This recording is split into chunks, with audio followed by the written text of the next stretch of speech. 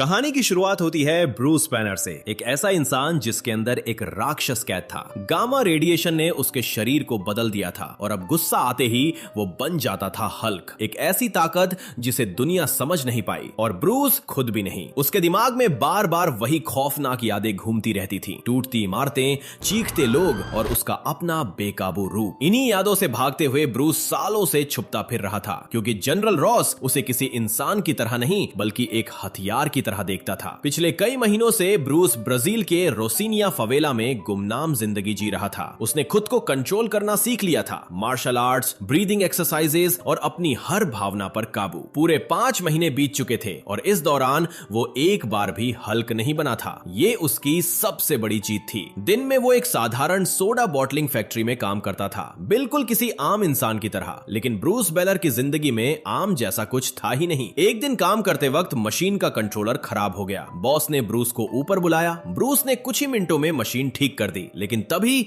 उसका हाथ कट गया। उसकी उंगली से खून की एक बूंद नीचे मशीन में गिर गई। उस एक बूंद को देखते ही ब्रूस के चेहरे का रंग उड़ गया, क्योंकि ये सिर्फ खून नहीं था, ये जहर था। उसने तुरंत पूरी मशीन बंद कर दी, खून साफ किया और घाव को ग्लू से सील कर दिया ताकि एक बूंद भी बाहर ना निकले। जब उसे यकीन हो गया कि सब सुरक्षित है, तभी उसने मशीन दोबारा चालू की। लंच ब्रेक में फैक्ट्री का एक बदतमीज कर्मचारी एलिना को परेशान कर रहा था। ब्रूस ने बिना गुस्सा किए बीच में आकर उसे बचाया और एलिना को अपने साथ लंच के लिए चलने को कहा। वो आदमी लड़ने के लिए तैयार था, लेकिन बॉस की आवाज ने मामला वहीं खत्म कर दिया। ब्रूस और एलिना वहां से निकल गए, लेकिन उन्हें क्या पता था कि ब्रूस की खून की वही एक बूंद पहले ही एक सोडा बोतल में मिल चुकी थी। वो बोतल पैक हुई और सीधे अमेरिका भेज दी गई। शाम को ब्रूस घर लौटा, जहां एक आदमी उसके लिए एक खास फूल लेकर आया। ब्रूस लंबे समय से इस फूल का इंतजार कर रहा था। उसने फूल लिया, कमरे में गया और अपना लैपटॉप खोला। स्क्रीन पर उसका एकमात्र भरोसेमंद साथी था, मिस्टर ब्लू। ब्रूस को उसकी असली पहचान तक नहीं पता थी, लेकिन वही उसकी आखिरी उम्मीद था। मिस्टर ब्लू ने बताया कि इस फूल की ज्यादा मात्रा हल्क को खत्म करने में मदद कर सकती है। ब्रूस ने फूल को काट कर उसका सीरम बनाया, फिर अपने खून की बूंद उसमें मिलाकर माइक्रोस्कोप के नीचे टेस्ट किया। कुछ सेकंड तक उसकी आंखों में उम्मीद चमकती रही, लेकिन फिर वही नतीजा, फेलियर। सीरम फिर बेअसर साबित हुआ। ब्रूस की निराशा साफ दिख रही थी। तब मिस्टर ब्लू ने उससे सीधे ब्लड सैंपल भेजने को कहा। ब्रूस ने तुरंत एक सैंपल तैयार किया और उसे भेज दिया, लेकिन उसी समय अमेरिका में एक आदमी ने वही सोडा पी ली जिसमें ब्रूस का खून मिला था। कुछ ही पलों में उसके शरीर में भयानक रिएक्शन शुरू हो गया। जब जनरल रॉस को यह खबर मिली तो उसे तुरंत समझ आ गया, ब्रूस मिल चुका है। बिना एक पल गवाए रॉस अपनी एलीट मिलिट्री टीम के साथ ब्राजील के लिए रवाना हो गया और उसके साथ था एमिल ब्लॉन्स्की, एक ऐसा सैनिक जो रफ्तार, ताकत और क्रूरता में किसी मशीन से कम नहीं था। रॉस ने अपनी टीम को ब्रूस के बारे में सारी जानकारी दी, उसे जिंदा पकड़ने के आदेश दिए, ट्रैंक्विलाइजर्स इस्तेमाल करने को कहा, लेकिन एक बात उसने जानबूझकर छुपाई। उसने किसी को नहीं बताया कि उनका शिकार कोई इंसान नहीं बल्कि हल्क था। दूसरी तरफ ब्रूस अपने कमरे में बैठा मिस्टर ब्लू से बात कर रहा था। उसे बिल्कुल अंदाजा नहीं था कि मौत उसकी तरफ तेजी से बढ़ रही है। मिस्टर ब्लू ने ब्रूस को बताया कि उसके खून पर रिसर्च शुरू हो चुकी है, लेकिन आगे बढ़ने के लिए उसे ब्रूस के शरीर से जुड़ी और जानकारी चाहिए। ब्रूस कुछ पल के लिए चुप हो गया। वो जानता था कि वो जानकारी सिर्फ उसके पुराने घर में मौजूद थी, होम। यह शब्द सुनते ही उसकी आंखों के सामने बेट्टी का चेहरा घूम गया, वो लड़की जिसे वो सबसे ज्यादा प्यार करता था और जिससे दूर रहना उसकी सबसे बड़ी सजा थी। लेकिन ब्रूस के पास यादों में खोने का वक्त नहीं था। उसी पल जनरल रॉस की टीम उसके ठिकाने तक पहुंच चुकी थी। ब्रूस को खतरे की आहट पहले ही महसूस हो गई थी। वो खिड़की से बाहर कूदा और अंधेरी गलियों में गायब हो गया। पीछे पीछे एमिली ब्लॉन्स्की और पूरी कमांडो टीम उसके पीछे दौड़ पड़ी। ब्रूस छतों पर भाग रहा था, एक इमारत से दूसरी इमारत पर छलांग लगाते हुए। तभी अचानक उसका सामना उसी फैक्ट्री वाले गुंडे से हो गया जो हमेशा इलेना को परेशान करता था। उसने ब्रूस को देखते ही हमला कर दिया। ब्रूस ने बिना रुके उसे जमीन पर पटका और आगे बढ़ गया, लेकिन अब मामला और बिगड़ चुका था। वो गुंडा अपने पूरे गैंग के साथ ब्रूस के पीछे पड़ गया। ब्रूस भागते भागते उसी सोडा फैक्ट्री में घुस गया जहां वो काम करता था। गुंडों ने उसे अंदर जाते देख लिया और उसके पीछे पीछे पहुंच गए। दूसरी तरफ ब्लॉन्स्की ने भी उन्हें फैक्ट्री में घुसते देखा तो वो अपनी टीम के साथ अंदर दाखिल हो गया। अब ब्रूस चारों तरफ से घिर चुका था। फैक्ट्री के अंदर गुंडों ने ब्रूस को पकड़ लिया और बेरहमी से पीटना शुरू कर दिया। ब्रूस दर्द से कराहते हुए बार बार सिर्फ एक बात कह रहा था, मुझे जाने दो, मेरा गुस्सा बढ़ रहा है। तुम नहीं समझते क्या होने वाला है, लेकिन गुंडों ने उसकी बात को मजाक समझा। उन्होंने उसे उठाकर पूरे जोर से कमरे के पार फेंक दिया और बस वही गलती उनकी जिंदगी की आखिरी गलती बन गई। ब्रूस का हार्ट बीट 200 पार करते ही उसका शरीर कांपने लगा, हड्डियां टूटने लगी, मांसपेशियां फटने लगी और कुछ ही सेकंड में वहां ब्रूस नहीं बल्कि हल्क खड़ा था।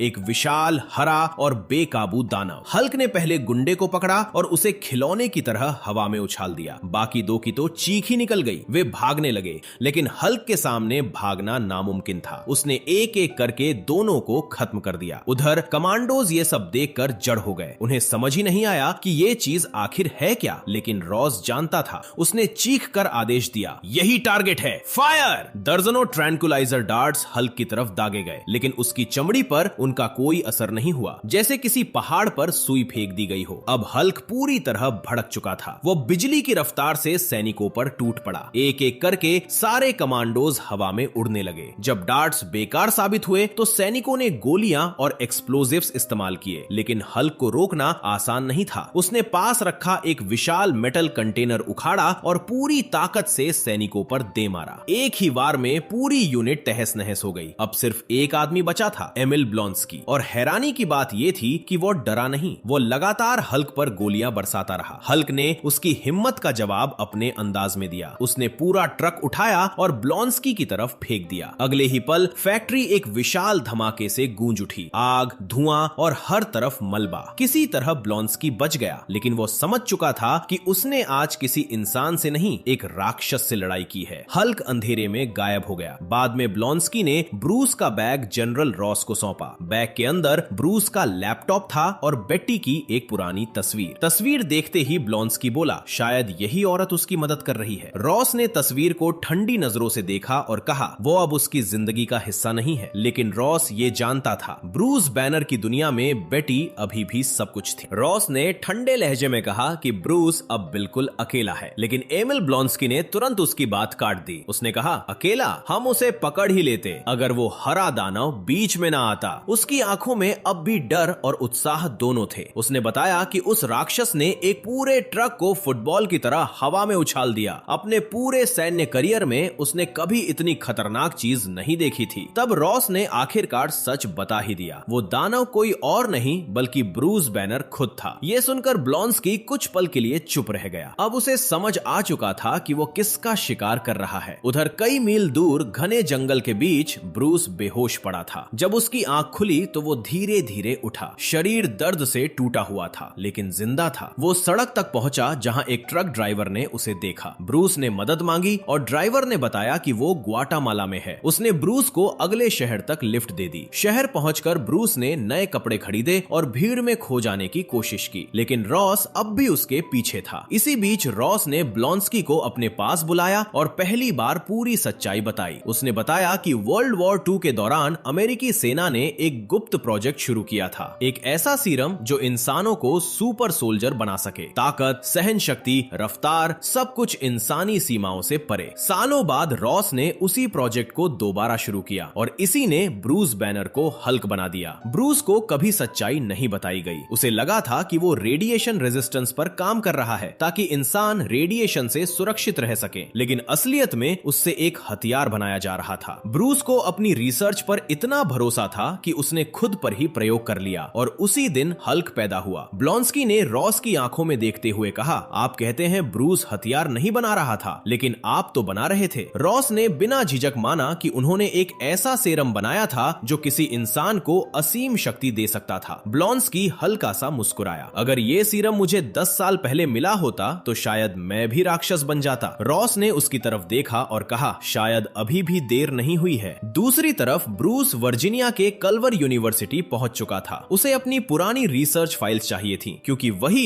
हल्क को खत्म करने की आखिरी उम्मीद थी। लेकिन कैंपस में हर तरफ सिक्योरिटी थी, अंदर घुसना आसान नहीं था। जब ब्रूस ने लैब के रिकॉर्ड्स देखे तो उसे पता चला कि डॉक्टर रॉस अब भी वहीं काम कर रही है, लेकिन अगले ही पल उसकी सांस रुक गई। उसने बेटी को देखा और उसके साथ एक दूसरा आदमी था। ब्रूस के चेहरे पर दर्द साफ झलक रहा था। वो अब भी बेटी से उतना ही प्यार करता था और उसे किसी और के साथ देखना उसके लिए किसी वार से कम नहीं था। बाद में ब्रूस स्टैन्स पिज्जा पहुंचा, वही जगह जहां वो और बेटी घंटों बिताया करते थे। स्टैन ने ब्रूस को देखते ही पहचान लिया। ब्रूस ने धीमी आवाज में कहा, लोग मेरे बारे में जो कहते हैं वो सब गलत है। स्टैन मुस्कुराया, मुझे पता है बेटे। उसने हमेशा ब्रूस और बेटी के प्यार को करीब से देखा था। जब ब्रूस ने बताया कि उसने अभी तक बेटी से बात नहीं की क्योंकि वो उसे किसी और के साथ देख चुका है, तो स्टैन ने समझाया कि वो आदमी एक अच्छा साइकेट्रिस्ट है और लोग उसकी बहुत इज्जत करते हैं। फिर उसने पूछा, तुम्हें क्या चाहिए? ब्रूस ने बस इतना कहा, रहने के लिए एक जगह। स्टैन ने बिना सोचे ऊपर का कमरा उसे दे दिया। अगले दिन ब्रूस ने पिज्जा डिलीवरी बॉय का भेष बनाया और कल्वर यूनिवर्सिटी पहुंच गया। उसने गार्ड को फ्री पिज्जा देकर डिस्ट्रैक्ट किया और चुपचाप लैब तक पहुंच गया। लेकिन वहां पहुंचते ही उसके पैरों तले जमीन खिसक गई। सारी फाइल्स, सारा डेटा, सब कुछ डिलीट किया जा चुका था। ब्रूस ने तुरंत मिस्टर ब्लू से संपर्क किया, लेकिन अब उसके पास देने के लिए कुछ नहीं था। ऐसा लग रहा था कि उसकी आखिरी उम्मीद भी खत्म हो गई। निराश होकर ब्रूस वापस स्टैन की दुकान के ऊपर वाले कमरे में लौटा। उसने अपना सामान पैक किया। शायद अब फिर से भागने का समय आ गया था, लेकिन किस्मत ने उसके लिए कुछ और ही सोच रखा था। उसी वक्त नीचे दुकान पर बेटी अपने नए बॉयफ्रेंड के साथ पहुंची। ब्रूस बाहर निकला और बेटी की नजर उस पर पड़ते ही समय जैसे थम गया। ब्रूस को देखते ही बेटी की सांसें थम गई, लेकिन ब्रूस घबरा गया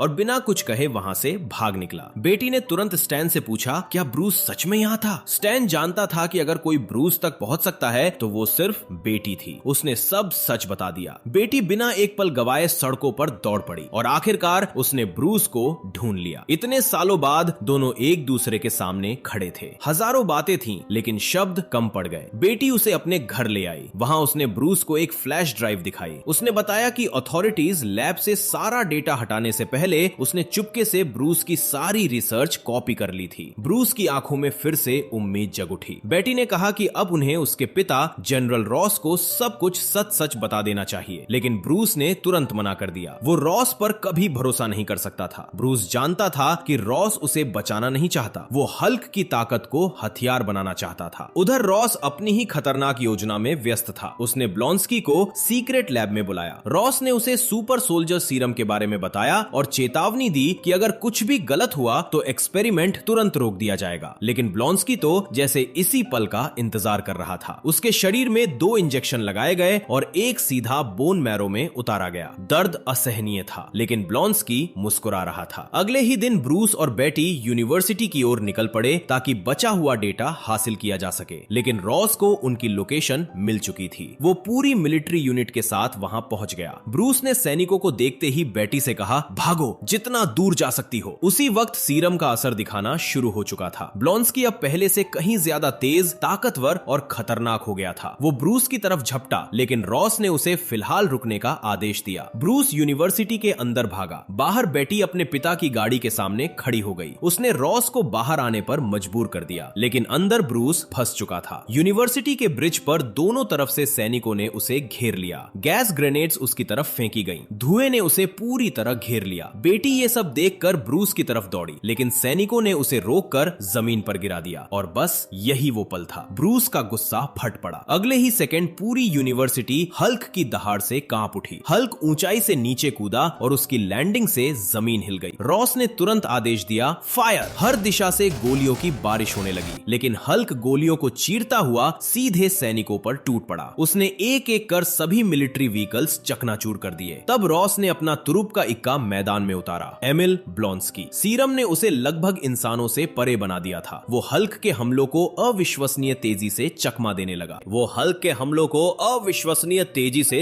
देने लगा। फिर उसने हल्क को सोनिक कैनन्स की तरफ खींच लिया। हाई फ्रीक्वेंसी साउंड ब्लास्ट ने हल्क को घुटनों पर ला दिया। उसकी चीख पूरे कैंपस में गूंज उठी। लेकिन हल्क जल्दी सीखता है। उसने टूटे हुए वाहनों से मेटल प्लेट्स उखाड़ी, उन्हें शील्ड की तरह इस्तेमाल किया और अगले ही पल सभी सोनिक कैनन्स तहस नहस कर डाले। ब्लॉन्स्की आगे बढ़ा और ताना मारते हुए बोला, बस इतनी ही ताकत है। हल्क ने जवाब शब्दों में नहीं, एक ही घूंसे में दिया। ब्लॉन्स्की हवा में उड़ा और दूर जाकर जा गिरा। ये देखकर रॉस बौखला गया। उसने तुरंत गनशिप को अटैक का आदेश दिया। बेटी हल्क की तरफ दौड़ी, लेकिन तभी गनशिप ने मशीन गनों से फायरिंग शुरू कर दी। हल्क ने बिना सोचे बेटी को अपनी बाहों में ढक लिया। गोलियां उसकी पीठ पर बरसती रहीं, लेकिन उसने बेटी को खरोंच तक नहीं आने दी। फिर हल्क आसमान में छलांग लगाकर गनशिप पर टूट पड़ा। एक ही वार में हेलीकॉप्टर आग का गोला गोला बन गया, लेकिन धमाके की चपेट में हल्क और बेटी दोनों आ गए। फिर भी हल्क ने सबसे पहले बेटी को सुरक्षित जगह पहुंचाया। वो उसे उठाकर दूर जंगल में ले गया, एक सुनसान गुफा के अंदर। बाहर तेज बारिश शुरू हो चुकी थी, आसमान में बिजली गरज रही थी।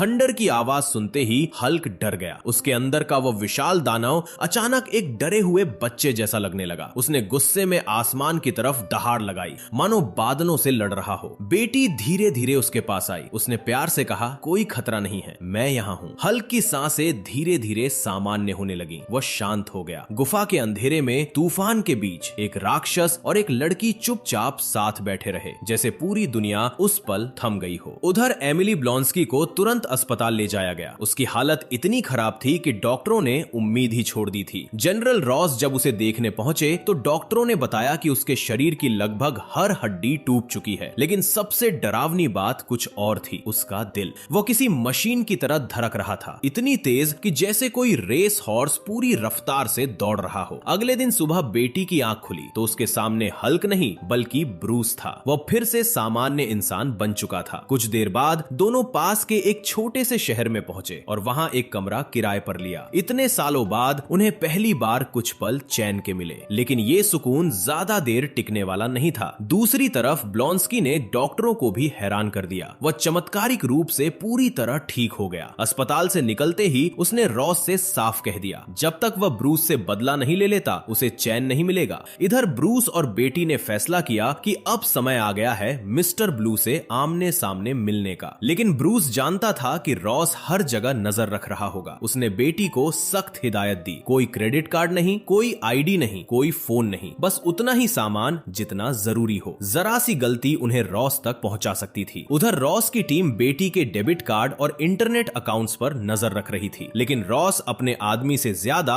ब्रूस को जानता था। उसने कहा, ब्रूस 5 साल तक छुपा रहा, वो इतनी आसानी से कोई निशान नहीं छोड़ेगा। फिर रॉस ने एक बेहद अहम बात कही, अगर ब्रूस सिर्फ भागना चाहता तो अब तक गायब हो चुका होता, लेकिन इस बार वह भाग नहीं रहा था, वह इलाज ढूंढ रहा था। और यही वजह थी कि रॉस ने मिस्टर ग्रीन और मिस्टर ब्लू से जुड़े सभी अकाउंट्स पर भी निगरानी बिठा रखी थी। जल्द ही ब्रूस ने फ्लैश ड्राइव का डेटा मिस्टर ब्लू को भेजा। बस यही वो गलती थी जिसका रॉस इंतजार कर रहा था। सिग्नल ट्रेस हुआ और रॉस को पता चल गया ब्रूस न्यूयॉर्क जा रहा है। ब्रूस और बेटी तुरंत न्यूयॉर्क के लिए निकल पड़े। रास्ते में जब उन्हें पुलिस चेक पॉइंट्स दिखाई दिए तो उन्होंने अपनी कार छोड़ दी और नाव के जरिए आगे बढ़े। आखिरकार वे एक यूनिवर्सिटी पहुंचे जहां उनकी मुलाकात हुई डॉक्टर सैमुअल स्टर्न्स से। यही था असली मिस्टर ब्लू। स्टर्न्स ब्रूस यानी मिस्टर ग्रीन से मिलकर बेहद उत्साहित था, लेकिन उसने साफ चेतावनी दी, अगर एक्सपेरिमेंट सफल रहा तो ब्रूस हमेशा के लिए ठीक हो सकता है, लेकिन अगर जरा सी भी गलती हुई तो उसकी मौत तय है। ब्रूस ने बिना हिचक जवाब दिया, हमारे पास कोई और रास्ता नहीं है। उसी वक्त जनरल रॉस और उसकी पूरी मिलिट्री फोर्स न्यूयॉर्क की ओर बढ़ रही थी। लैब के अंदर स्टर्न्स ने प्रक्रिया शुरू की। डायलिसिस मशीन चालू हुई ताकि एंटीडोट सीधे ब्रूस के खून में मिल सके। फिर उसने इलेक्ट्रिक शॉक देकर ब्रूस को हल्क में बदलने पर मजबूर किया। बिजली लगते ही ब्रूस दहाड़ते हुए हल्क बन गया। कुछ पल के लिए वह पूरी तरह बेकाबू हो गया। तभी बेटी उसके सामने आई। उसकी आवाज सुनते ही हल्क शांत होने लगा। स्टर्न्स ने तुरंत एंटीडोट इंजेक्ट किया। कुछ सेकंड बाद हल्क फिर से ब्रूस में बदल गया। ये काम कर गया था। उन्होंने हल्क के लिए इलाज खोज लिया था, लेकिन जीत का ये पल बेहद छोटा था। बाहर रॉस की पूरी सेना लैब को घेर चुकी थी। तभी स्टर्न्स ने गर्व से ब्रूस को बताया कि उसने ब्रूस के खून से कई और सैंपल्स तैयार कर लिए हैं। उसका सपना था कि गामा टेक्नोलॉजी से बीमारियां खत्म हों, इंसानों को ठीक किया जाए और मेडिसिन हमेशा के लिए बदल जाए। लेकिन ब्रूस ये सुनते ही सख्त हो गया। उसने स्टर्न्स को तुरंत सब नष्ट करने का आदेश दिया। उसने चेतावनी दी कि ये तकनीक बहुत खतरनाक है, इंसान इसे संभाल नहीं पाएंगे और अगर रॉस के हाथ लग गई तो ये दुनिया का सबसे खतरनाक हथियार बन जाएगी। ब्रूस अभी स्टर्न्स को समझा ही रहा था कि तभी एक ट्रैंक्विलाइजर डार्ट उसकी गर्दन में आकर लगा। वो जमीन पर गिर पड़ा। अगले ही पल ब्लॉन्स्की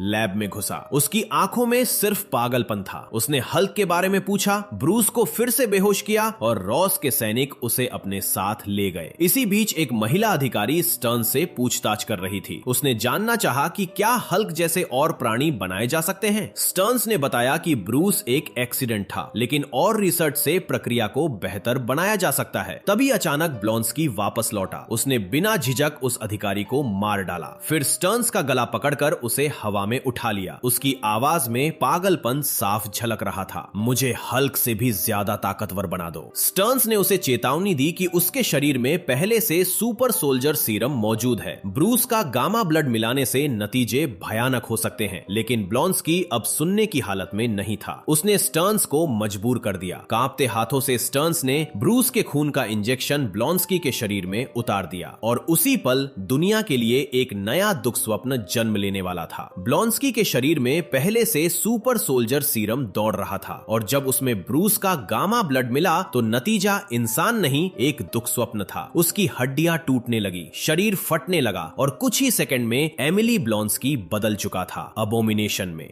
हल्क से भी बड़ा, ज्यादा डरावना और पूरी तरह पागल। वो लैब से निकलते ही सीधे शहर पर टूट पड़ा। सड़कें युद्ध भूमि बन गई, कारें खिलौनों की तरह उड़ने लगी, इमारतें कांप उठी और जो भी उसके रास्ते में आया वो बच नहीं पाया था। नीचे अबोमिनेशन मौत का तांडव कर रहा था। अब रॉस को अपनी सबसे बड़ी गलती समझ आ चुकी थी, लेकिन ब्रूस ने साफ कहा, उसे सिर्फ मैं रोक सकता हूं। उसने हेलीकॉप्टर का पिछला दरवाजा खोलने को कहा। बेटी की आंखों में डर साफ दिखाई दे रहा था। उसने ब्रूस का हाथ पकड़ लिया। अगर तुम हल्क नहीं बने तो? ब्रूस ने उसकी आंखों में देखते हुए शांत स्वर में कहा, तो मैं कोशिश करते हुए मरूंगा। और अगले ही पल वो हेलीकॉप्टर से कूद गया। ब्रूस तेजी से जमीन की तरफ गिर रहा था। कुछ सेकंड के लिए लगा कि सब खत्म हो गया, लेकिन फिर धरती हिल गई। एक विशाल क्रेटर बना। अब दो राक्षस आमने सामने थे। लड़ाई शुरू हुई और ये किसी प्राकृतिक आपदा से कम नहीं थी। अबोमिनेशन बेहद शक्तिशाली था। उसने हल्क को बेरहमी से पीटा, इमारतों से टकराया और पूरे शहर में घसीटता रहा। हल्क ने जमीन पर दोनों मुट्ठियां इतनी ताकत से मारी कि पूरी सड़क फट गई। अबोमिनेशन संतुलन खोकर दरारों में गिर पड़ा। हल्क ने पास पड़ी एक भारी चेन उठाई, उसे अबोमिनेशन के गले में लपेटा और पूरी ताकत से कस दिया। फिर उसने लगातार घूंसे बरसाए, 1, 2, 3, जब तक कि अबोमिनेशन पूरी तरह टूटकर बेहोश नहीं हो गया। हल्क ने उसका सीना अपने पैर से दबाया और आसमान की तरफ दहाड़ मारी। उस दहाड़ में जीत भी थी, दर्द भी और सालों का दबा हुआ गुस्सा भी। हल्क ने बेट्टी की तरफ आखिरी बार देखा। बिना कुछ कहे दोनों ने एक दूसरे को अलविदा कहा और फिर हल्क रात के अंधेरे में एक विशाल छलांग लगाकर गायब हो गया। कुछ समय बाद जनरल रॉस एक बार में अकेला बैठा था। तभी दरवाजा खुला और अंदर आया टोनी स्टार्क। जी हाँ, आयरन मैन खुद। टोनी उसके सामने बैठा, मुस्कुराया और बोला कि सुपर सोल्जर प्रोग्राम बंद किया जा चुका है। फिर उसने झुककर एक सवाल पूछा, अगर हम अपनी एक टीम बनाए तो? और यहीं से शुरू होती है मार्वल की सबसे बड़ी कहानी। इसी के साथ फिल्म खत्म होती है।